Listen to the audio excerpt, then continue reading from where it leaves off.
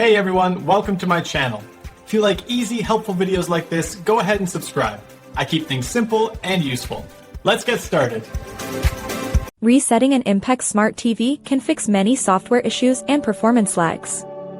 You might need a factory reset if your apps crash or the screen freezes.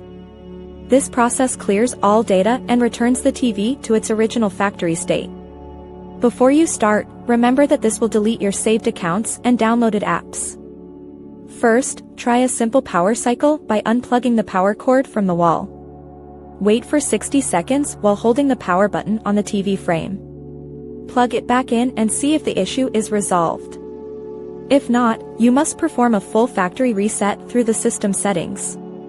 Use your remote to navigate to the home screen and select the settings icon. This usually looks like a small gear in the top right corner. Scroll down to find Device Preferences and select it. Look for the Reset option at the bottom of this list. Click on Factory Data Reset and confirm your choice by selecting Erase Everything. The TV will restart and begin the formatting process. Do not turn off the power during this time. If your remote is not working, look for a physical reset button on the back of the TV. It is often a small pinhole near the HDMI ports. Use a paperclip to press and hold this button for 15 seconds while the TV is on.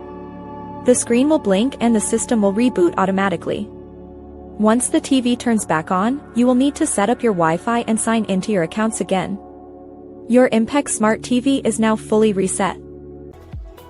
Thanks for watching. Please like and subscribe.